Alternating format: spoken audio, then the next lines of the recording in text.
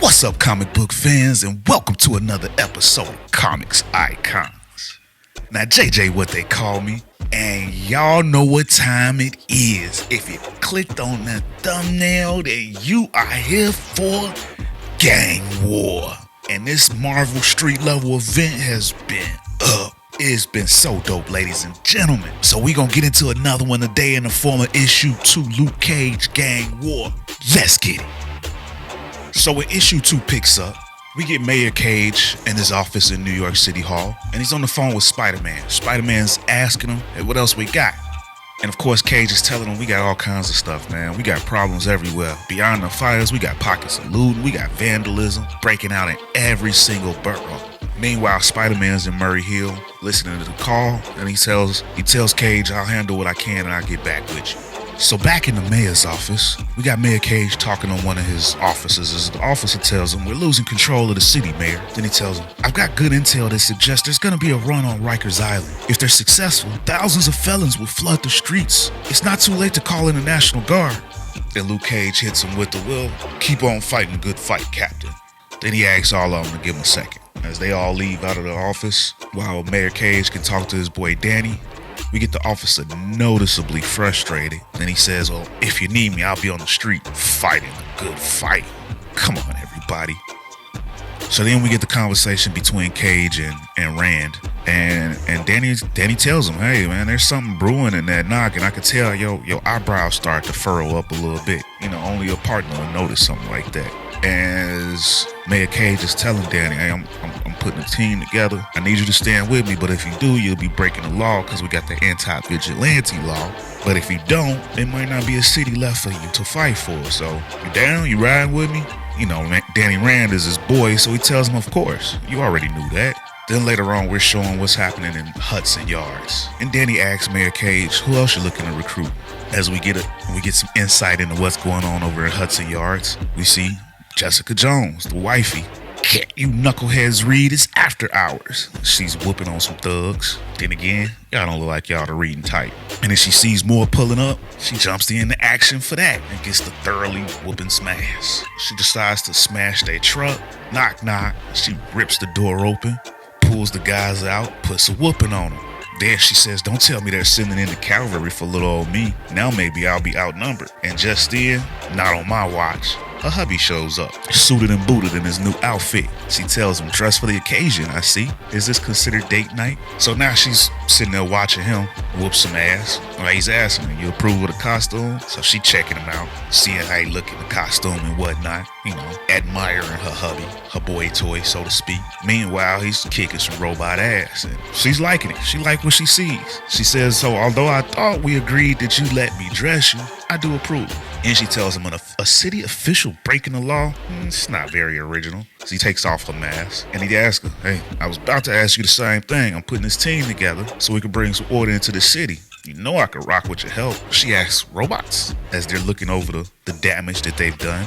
And he tells them, yeah, courtesy of Alistair Smythe. Of course, she doesn't really know who this is. She's like, I'm not one of your nerd buddies. That name don't mean nothing to me. And he's like, well, they're basically spider slayers upgraded. Just one of the little problems that Big Apple's got to deal with. And the cops can't handle his tech.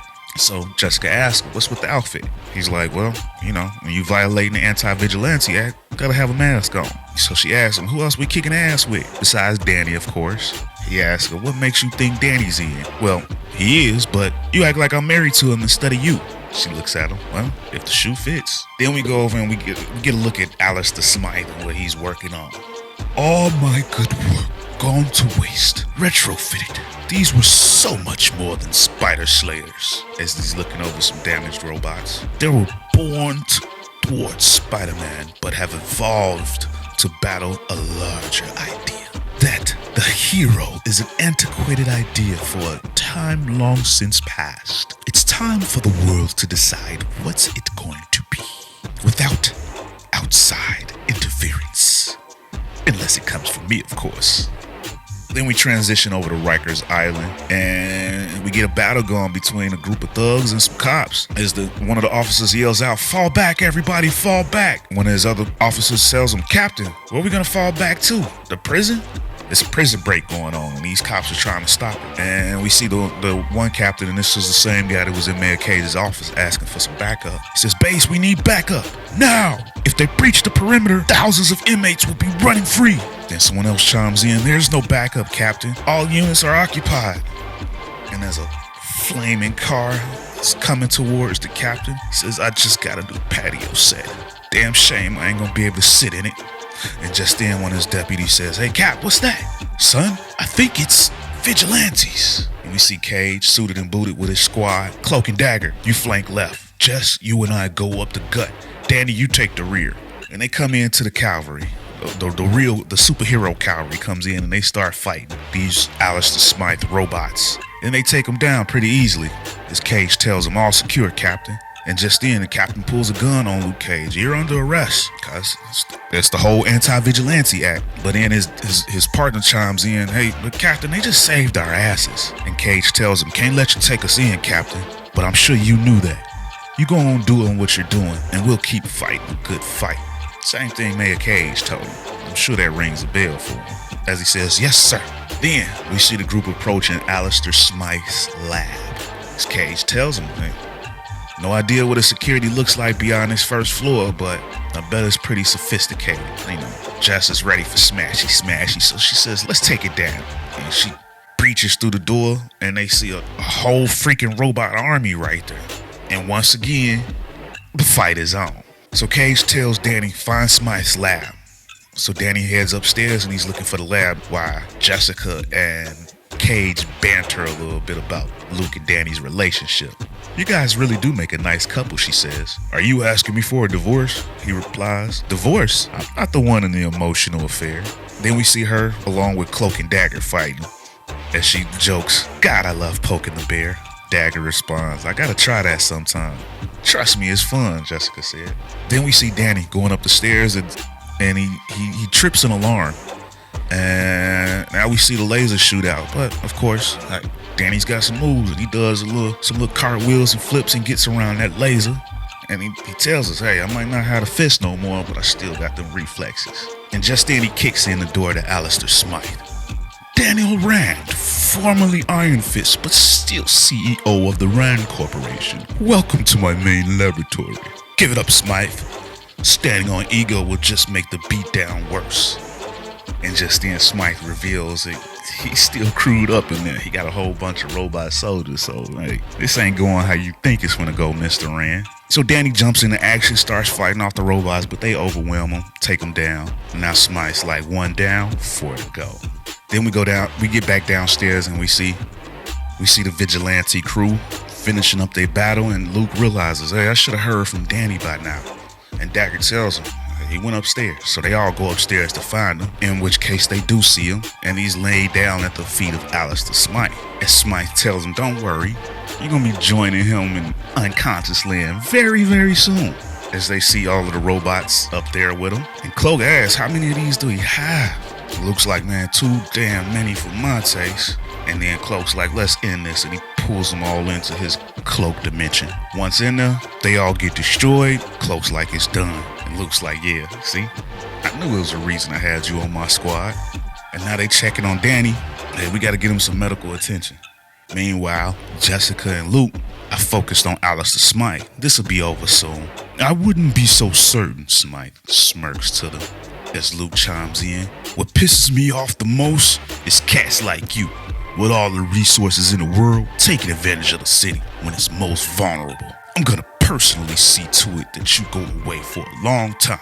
I admire your passion, hero, but I think it's a little short-sighted, says Alistair Smythe as he presses a button on a remote that he has hidden in his hand. And he says, what you see happening around the city is just the start. The underworld is rising, so too other people. You will not be able to stop it. And then they hear the beeping. They're like, what's that? Oh, he's destroying the lab. And they hightail it out of there as the lab explodes. Back to being the hero again. The thing I know so well, says Luke Cage. Then we get him back in his office. Coming up, I thought Harlem was New York. Got older, dealt with the crap that comes with street life. Damn sure didn't see myself working within the system. But here I am. At least with Smythe down, I can move on to. And just then, everything starts to rumble. He's like, oh, an earthquake in New York? And then he sees big giant robot looking in through his office window. What the hell? As I said, Mayor Cage, the game isn't over. If you're wondering how I concluded you were the hero who disrupted my plans, just know it was through one whose respect you've lost. So, since you helped destroy my workplace, I think it only fair I return the favor. Alistair Smythe got his robots. Apparently that's what he was activating. Luke Cage realizes, sweet Christmas. And that's the end of the issue. Ladies and gentlemen, gang war has been going up. The stakes keep going higher and higher, and I absolutely love what they got going here. So, ladies and gentlemen, get in those comments. Let me know what y'all think about this gang war and how things have been going down so far, and if y'all rocking with it, if y'all fans of it, as well as the content, you know. If you're rocking with the channel, you're rocking with the content, please help a brother out, man. Give me a like, share, and subscribe to the channel for more icons in the comic book world. Ladies and gentlemen, gang war, so dope. But I'm out.